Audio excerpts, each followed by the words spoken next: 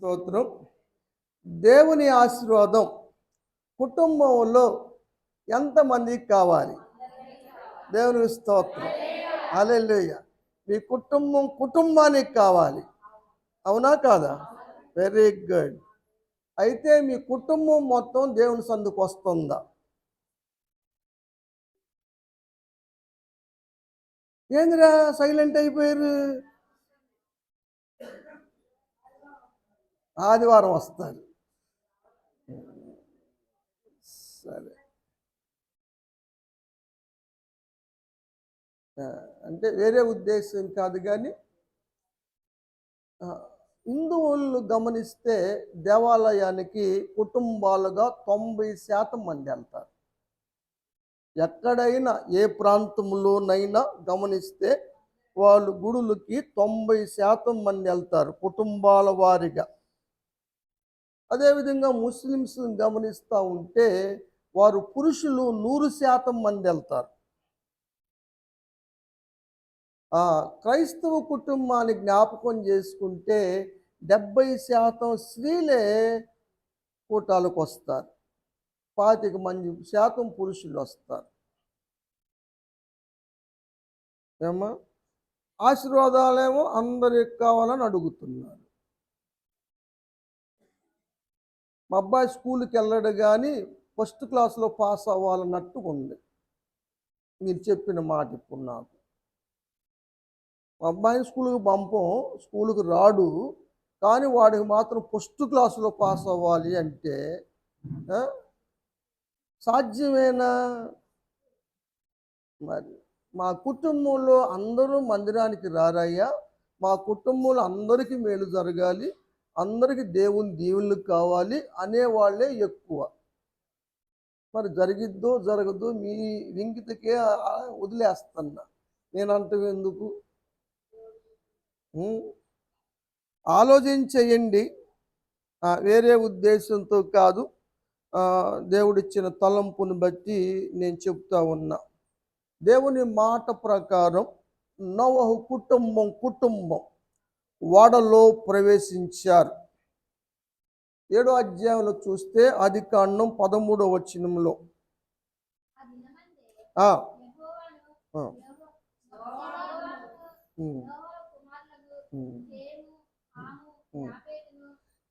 నోవాకి ముగ్గురు కొడుకులు,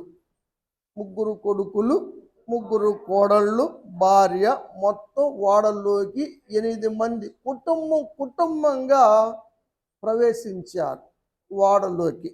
తర్వాత ప్రచండంగా జలప్రలయం వచ్చింది. దాదాపుగా ఓడలో సంవత్సరం పాటు వారు ఉన్నారు. 40 రాత్రులు పగళ్ళు వర్షం కురిసింది, ఆకాశపు తూములు ఇప్పబడ్డాయి, అగాధ ఓటలు ఇప్పబడ్డాయి, కింద నుంచి నీళ్లు పొంగుకొచ్చినాయి, పైనుంచి తూముల్లో నుంచి వర్షం కురవబడింది. 150 దినాలు భూమి మీద నీళ్లు ప్రబల్ని. అవి దాదాపుగా సంవత్సరం పాటు ఇంకిపోలేదు. అయితే దేవుడు చాలా సురక్షితంగా, కెప్టెన్ లేకపోయినప్పటికీ ఆ ఓడ దేనికి గుద్దుకోకుండా క్షేమంగా సురక్షితముగా అరరాతు పర్వతం మీద ల్యాండ్ అయ్యేలా దేవుడు చేశాడు. అక్కడ సంవత్సరం పాటు ఉన్నారు. తర్వాత దేవుడు వీరిని జ్ఞాపకం చేసుకొని నోవహుతో ఏం చెప్పాడయ్యా అంటే 8వ అధ్యాయము 15వ వచనం, నీవు నీతో కూడా నీ భార్య, నీ కుమారులు, నీ కోడళ్ళు బయటికి రండి అంటే కుటుంబంగా రమ్మని దేవుడు చెప్పాడు.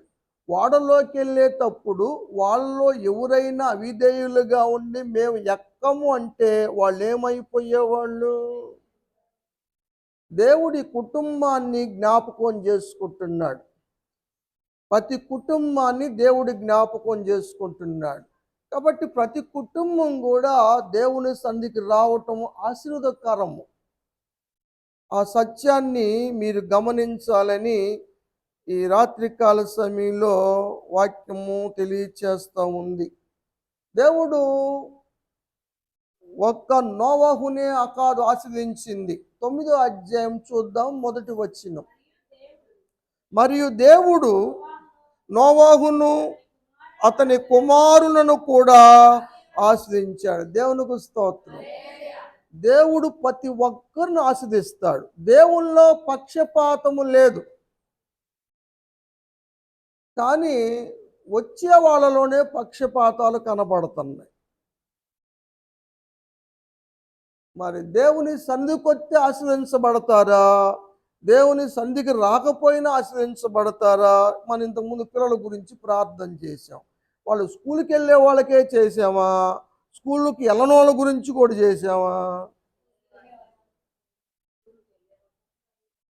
చదువుకునే వాళ్ళ కోసమే చేసాం. అంటే కాలేజీకి వెళ్ళారు, స్కూల్కి వెళ్ళారు అని అమ్మాయి భావం. చదువుకునే వాళ్ళకే మనం చేసాం. చదువుకునే వాళ్ళకి చేసామా?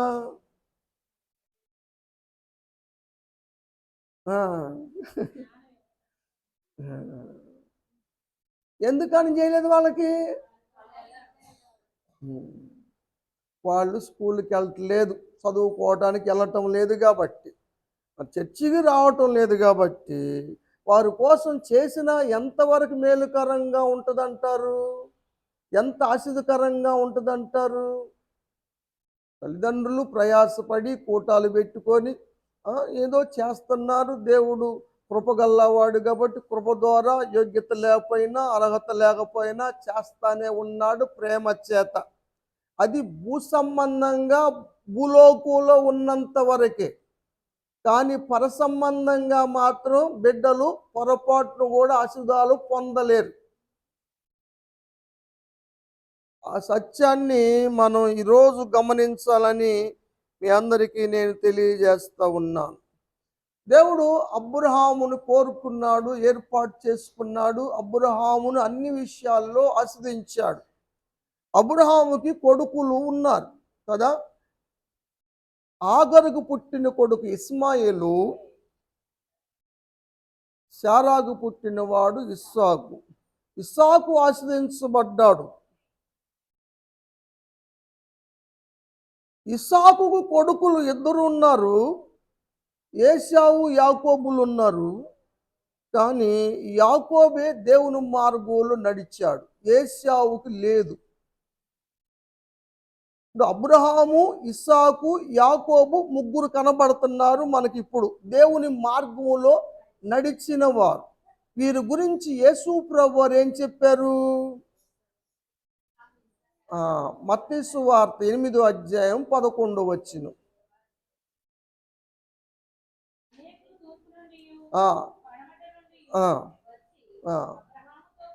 అబ్రహాము, ఇస్సాకు, యాకోబు ఏడున్నారు? ఎందుకున్నారు వాళ్ళు? దేవుని మార్గంలో నడిచారు. ఇస్మాయిల్ ఎందుకు లేడు? ఏశావు ఎందుకు లేడు? వారు దేవుని మార్గంలో నడవలేదు. దేవుని మార్గంలో నడిచే వాళ్ళే దేవుని రాజ్యానికి వెళ్తారు. కానీ మన ప్రార్థన వల్ల భూ సంబంధమైన దీవెనలు వస్తే రావచ్చు. బిడ్డలకు ఉద్యోగాలు రావచ్చు, అనారోగ్యాలు తొలగవచ్చు, స్వస్థత కలగవచ్చు, సంతానం లేకపోతే సంతానం కలిగి ఉండొచ్చు, మగపిల్లలు కావాలంటే మగపిల్లలను దేవుడు ఇచ్చి ఉండొచ్చు. కానీ పరలోకపు వారసత్వం మాత్రం లేదు. అది అవసరమా కాదా అన్నది ప్రతి ఒక్కరు కూడా ఆలోచించేయమని ఈరోజు దేవుని యొక్క వాక్యము తెలియచేస్తూ ఉంది కదా. భూ సంబంధంగా అబ్రహామును ఆశీర్వదించాడు. దేవుని ఆశీర్వాదమే ఆయన గొప్పవాణ్ణి చేసింది. ఎలియాజరు అదే చెప్పాడు, యజమాన్ని బహుగా ఆశీర్వదించాడు కాబట్టి గొప్పవాడయ్యాడని ఎలియాజరు చెప్పాడు. ఇస్సాకును కూడా 100 ఆశీర్వదించాడు. యాకోబును కూడా 2 గుంపులుగా ఆశీర్వదించాడు, అర్హత లేనప్పటికీ కూడా కదా. ఆ సత్యం మనకు తెలుసు కాబట్టి మనం ఒకసారి ఆలోచించవలసిందిగా కోరుతా ఉన్నాను. సౌలు కుటుంబం గురించి మనం చూస్తే, సౌలు మొదట్లో దేవుని నమ్ముకున్నాడు. ఎందుకంటే రాజుగా చేశాడు కాబట్టి ఆత్మను కూడా పొందుకున్నాడు. ఎందుకంటే అభిషేకం కూడా జరిగింది కాబట్టి. సౌలు తర్వాత తన బిడ్డల్ని దేవుని మార్గంలో నడిపాడా, నడపలేదా? చివరికి సౌలే దేవుని మార్గంలో నడవలేదు. సౌలే తొలగిపోయాడు. సౌలే అవివేక పనులు చేశాడు. కాబట్టి సౌలు కుటుంబము అంతకంతకు నిరసిల్లినని సమూయేలు రాశాడు. సమూయేలు 2వ గ్రంథం 3వ అధ్యాయం 1వ వచనంలో మనం చూస్తే, సౌలు కుటుంబీకులు, దావీదు కుటుంబీకులు 2 కుటుంబాలు ఉన్నాయి ఇక్కడ.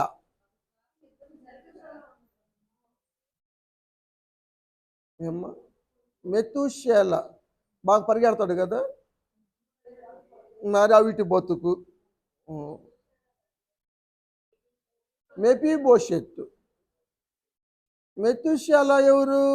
ప్రపంచంలో ఎక్కువ కాలం బ్రతికిన ఆయన ఎవరంటే 969 సంవత్సరాలు బతికిన ఆయన మెతూషేల. వందనాలండి రాధమ్మ గారు. మెఫీబోషెతు 2 కాళ్ళు లేవు ఆయనకి. దాది పడితే కాళ్ళు పోయినాయి. అది దావీదు కృపను బట్టి, అతను యోనాతాను యొక్క సహవాసాన్ని బట్టి దావీదు ఇచ్చినటువంటి కృప అది.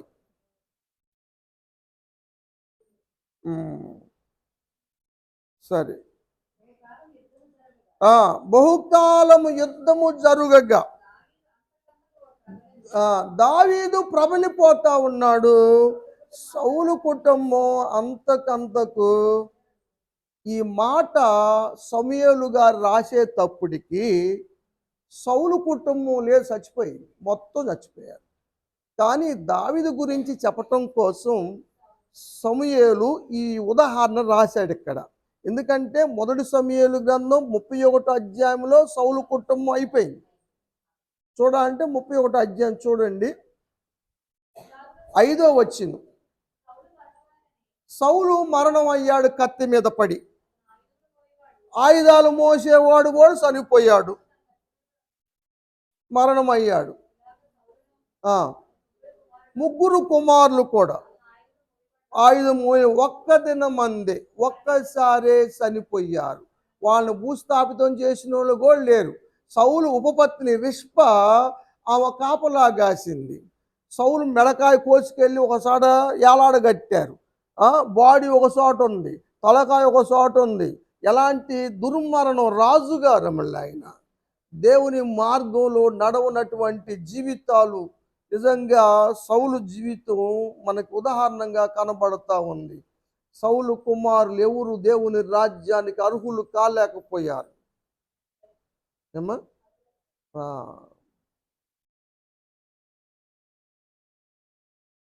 దావీదు ఏం చేస్తాడంటే, సమూయేలు 2వ గ్రంథంలో 7వ అధ్యాయం 29వ వచనం. అయ్యా నీ దాసున్నయ్య నేను, ప్లీజ్ దయచేసి. మరొకసారి చెప్పాను మీకు, ఏం ప్రార్థన? బతిమిలాడే రిక్వెస్ట్ ప్రార్థన, బతిమిలాడే ప్రార్థన గురించి ఒకసారి నేర్పాను. దానికి వాడే పదం ఇది, దయచేసి. నీ దాసునైన నా కుటుంబం నిత్యము నీ సన్నిధిలో ఉండునట్లుగా ఆశ్రదించు. దేవునికి స్తోత్రం, హల్లెలూయా. చేస్తున్నారా ప్రార్థన? దావీదు చేశాడు. అయ్యా నేను నీ దాసునయ్యా, నేను నమ్ముకున్నానయ్యా, నా కుటుంబం కూడా నీ సన్నిధిలో ఉండాలయ్యా, నీ ఆశీర్వాదం నా కుటుంబానికి కావాలయ్యా అని దావీదు అడిగాడు. ఎంతమంది అడుగుతున్నారు సిస్టర్స్? వెరీ గుడ్, దేవునికి స్తోత్రం, వెరీ గుడ్, మంచిది. అడగండమ్మా. కాబట్టి ఏనమ్మా, నీ ఆశీర్వాదం ఉన్నది ప్రభువా అనండి. ప్రభువా నా కుటుంబము రోజు నీ సన్నిధికి వచ్చున్నట్లుగా చేయండి, వారిని ఆశీర్వదించండి. యేసు నామమున అడుగుతున్నాను ప్రభువా. ఆమె చెయ్యండి రా, ప్రార్థన చేయండి. అవసరాలకే దేవుడు కాదమ్మా. గమనించండి, భక్తిహీనుల కుటుంబాలు ఎలాంటిగా ఉంటాయో వాక్యం చెప్తుంది. ఏబు గ్రంథంలో మనం చూస్తాం ఒక మాట, 15 అధ్యాయం 34 భక్తిహీనుల కుటుంబం నిస్సత్తువగులు. ఏమవుతాయి? నిస్సత్వానికి గురవుతూ ఉంటాయి. ఎందుకంటే ఆ కుటుంబాల్లో భక్తి లేదు, దేవుని భయం లేదు, దేవుని సందుకొచ్చే అలవాటు లేదు. అవసరాలు భక్తి చేస్తారు.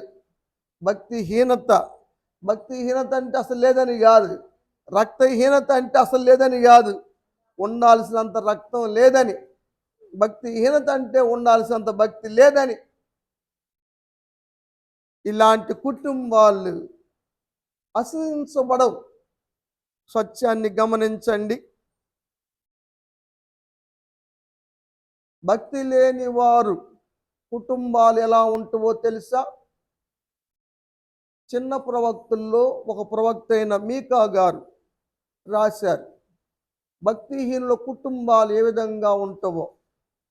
7 అధ్యాయం 6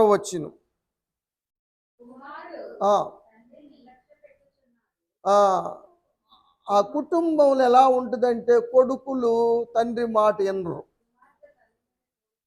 కుమార్తె తల్లి మాట ఎందో, కోడలు అత్త మాట ఎందో. ఒక ఇంటోళ్ళే వాళ్ళు, ఆ ఇంటోళ్ళే. అత్తకి కోళ్ళకు పడదు, తండ్రికి కొడుకు పడదు, కూతురికి అమ్మకు పడదు. ఇలాంటి కుటుంబాలు విరోధమైన భావంతో బతికేస్తున్నారు.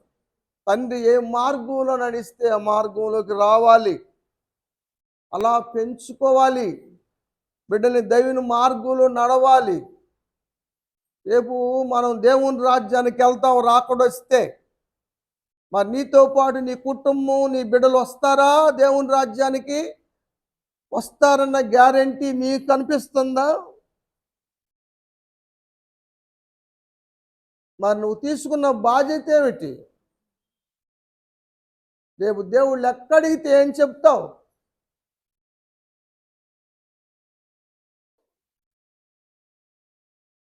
నేను బాగానే పెంచానయ్యి అంటావా? నా పెంపకం నెంబర్ 1 అంటావా?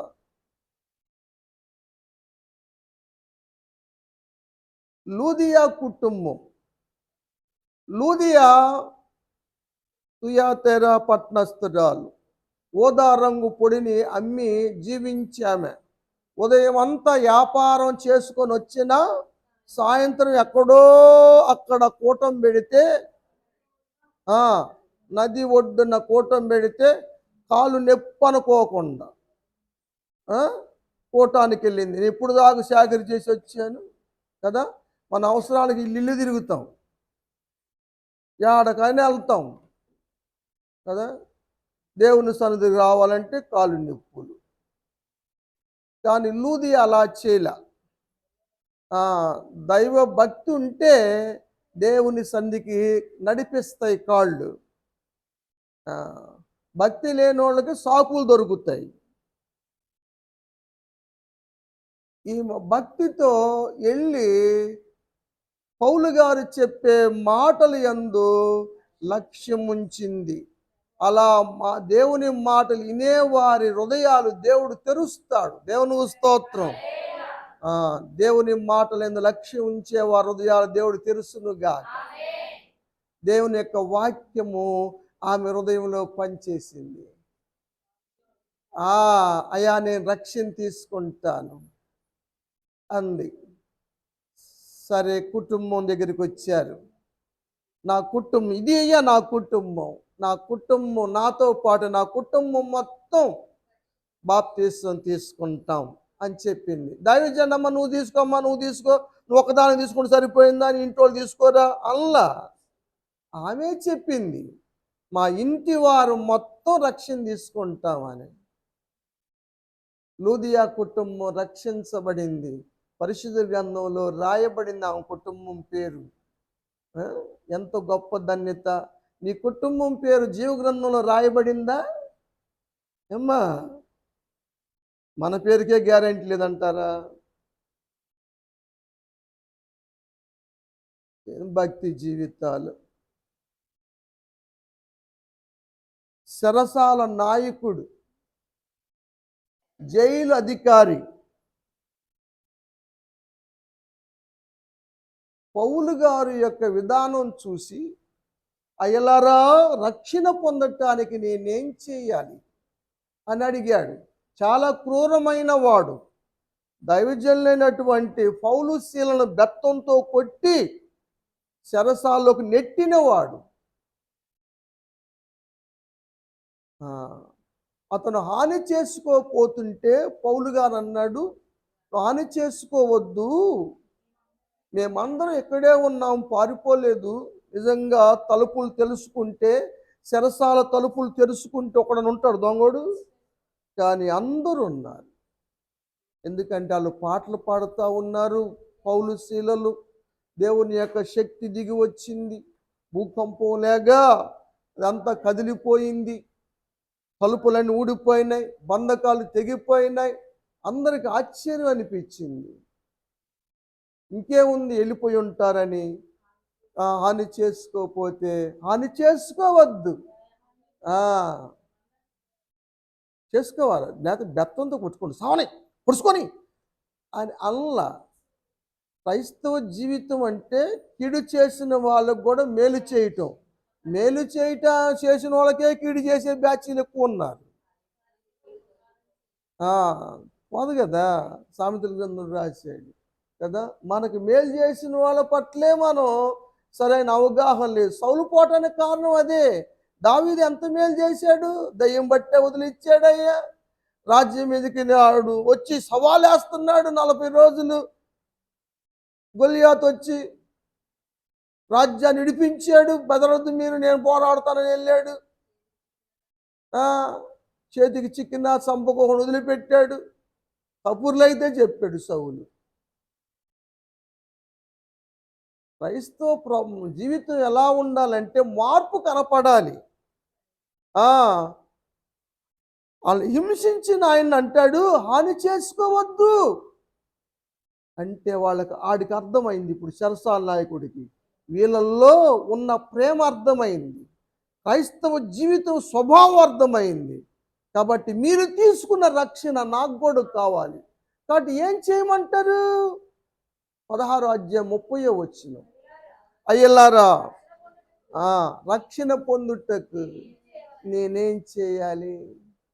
అప్పుడు పౌలు గారు చెప్పాడు వాక్యము, యేసునందు విశ్వాసం ఉంచయ్యా, నీవు నీ కుటుంబం నువ్వు రక్షించబడతావన్నాడా?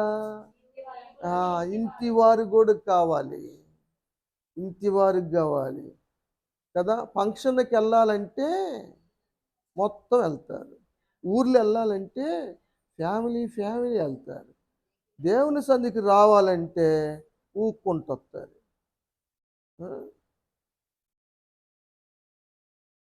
మనం చేసేది కరెక్టా కాదా, దేవుడు మెచ్చుతాడా మెచ్చడా, ఒక్కసారి ఆలోచించేయండమ్మా.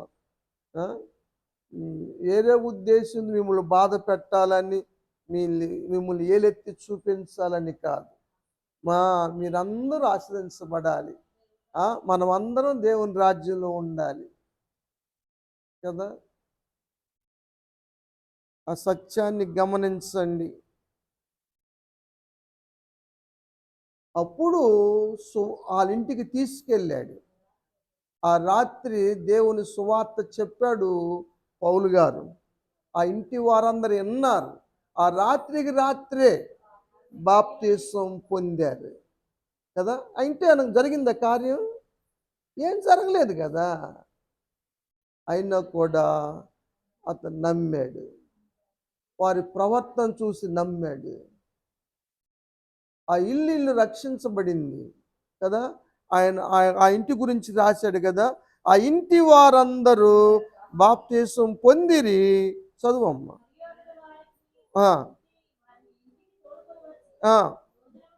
ఉమ్, ఉమ్. ఆ, ఆనందం, దేవుళ్ళో ఉన్న ఆనందం ఎక్కడ ఉందిరా? లోకంలో ఉందా? కదా. రక్షణలోకి నడిపించుకున్నాడు, ఆయన కుటుంబాన్ని రక్షణలోకి నడిపించుకున్నాడు. నీ కుటుంబాన్ని రక్షణలోకి నడిపించుకోగలుగుతున్నావా నువ్వు? ఏమ్మా?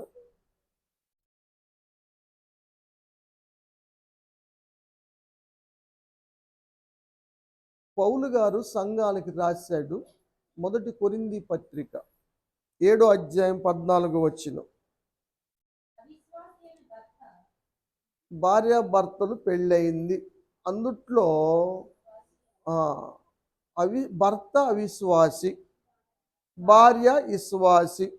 కాబట్టి భార్య ప్రవర్తన వల్ల, భార్య ప్రార్థన వల్ల భర్త పవిత్రపరచబడ్డాడు, నమ్మాడు దేవుని వెళ్ళి. ఇప్పుడు ఈ ఫ్యామిలీలో భార్య విశ్వాసి, భర్త విశ్వాసి, ఆయన ద్వారాగా భార్య మారింది. తల్లిదండ్రులు విశ్వాసులు, బిడ్డలు మారాలా లేదా? లేకపోతే పిల్లలు అపవిత్రులు అయిపోతారు, నరకానికి వెళ్ళిపోతారు అని పౌలు గారు చెప్పాడు. వాక్యం చెప్తా ఉంది. వాస్తవా కాదా? ఇందుట్లో కావించుకున్నది ఏమైనా ఉందంటారా? ఆలోచించేయండిరా. రాకడ దినాల్లో ఉన్నాం మనం, రాకడ సమీపంగా ఉంది, అన్నీ కదిలించబడతా ఉన్నాయి. మరణాలు, భయంకరమైన మరణాలు ఉన్నాయి. దేవుని రాకడ, ప్రాణం పోకడ ఎప్పుడో చెప్పలేం. సిద్ధపడి ఉండండి, లేకపోతే ఆత్మలకు జవాబుదారులుగా నిలబడాల్సి వస్తుంది.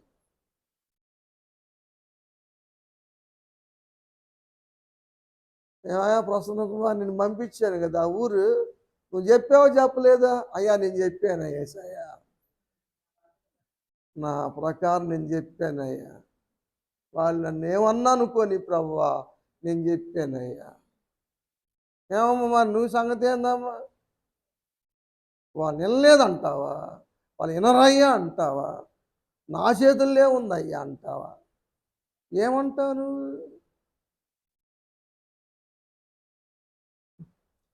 కనీసం ప్రార్థన అయ్యా, నేను ప్రార్థన చేసేనయ్యా ఇన్ని సంవత్సరాలు ముట్టి, వాళ్ళు మారాలని. నా చేతుల్లో ఏముందయ్యా, మార్చాల్సింది నువ్వే కదా అంటావా? నువ్వు ప్రార్థన చేయకపోతే ఏమంటావు అసలు?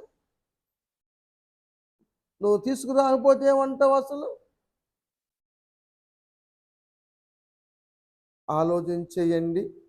అందరూ, దేవుడు కుటుంబాలు వారుగా ఆశ్రయించే దేవుడు. కుటుంబం ఆశ్రయించబడాలి కదా. మీరు ఇటువంటి లెక్కలు వేసుకున్నారు, 9, 10 మేము అని కదా. మరి మనమందరం కూడా దేవుని రాజ్యంలో ఉండాలి కదండి. పెళ్ళి విందుకి వెళ్ళినప్పుడు, మా ఫ్యామిలీ అండి ఇది అని విందు ప్రధానికి చెబుతారు, పరిచయం చేస్తూ ఉంటారు. కూర్చోండి ఫ్యామిలీగా ఫోటో దిగుతారు. మరి అక్కడ విందులే స్నేహితుడు వస్త్రం ఏది, పెళ్లి వస్త్రం ఏది, ఇక్కడికి ఎలా వచ్చావు నువ్వు, తీసుకెళ్ళి అందుట్టేయండిరా అంటాడు. ఎంత భయంకరమో కదండి. మన కళ్ళ ముందు. సరేరా, ప్రార్థన చేద్దాం, మన ప్రయత్నం మనం చేద్దాం. మనం మన కుటుంబాలతో కలిసి దేవుని రాజ్యంలో ఉండాలి అన్నదే నా ప్రయత్నం. దేవుడు అందరి కోసం ప్రాణం పెట్టాడు, నీ ఒక్కదాని కోసమే కాదు, నా ఒక్కడి కోసమే కాదు. ఆ సత్యాన్ని గమనించి సాధ్యమైనంత వరకు బిడ్డలను కూడా దేవుని మార్గంలో నడిపించండి. మన సంఘంలో చాలామంది మెచ్చుకుంటానికి కారణం ఏంటంటే చాలామంది నడిపించారు. వాళ్ళు నడిచారు, నడిపించుకున్నారు. కొంతమంది నడిపించుకోలేకపోతున్నారు. కారణం ఏమిటంటారు? ఏమ్మా? అది అడ్డాలప్పుడు పిల్లలు కానీ గెడ్డాలప్పుడా? మరి అడ్డాలప్పుడు ఏం చేశావు నువ్వు? బాలుడు నడవలసిన త్రోవను బాల్యులు నేర్పమన్నారు. ఇప్పుడు పెద్ద అయిపోయారుగా నేను మాత్రం నేర్పుతా ఉంటావా? కదా కదా మరి నేను చెప్తుంది అదే. చెప్పండి, కోరుకులాడండి. ఆ, ఆ, కాదు, ఎందుకని నా పిల్లలు అన్నీ వింటారు.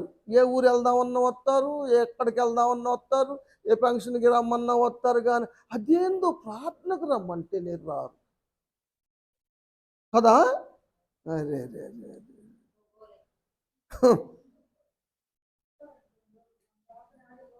పోదు ప్రార్థన, కన్నీటి ప్రార్థన ఎప్పటికీ పోదు. అబ్రహాము చేసిన ప్రార్థన అబ్రహాంతో పోయిందా? తరాలు తరాలు ఆశీర్వాదాలు వచ్చినాయి కదా. ఫలిస్తుంది.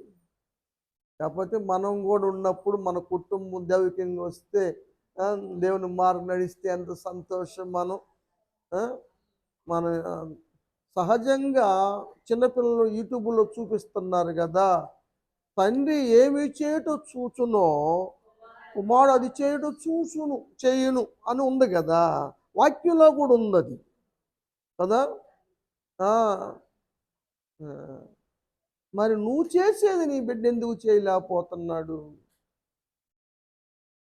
నా దాని గురించి ఆలోచించేయండి, ప్రార్థన చేయండి.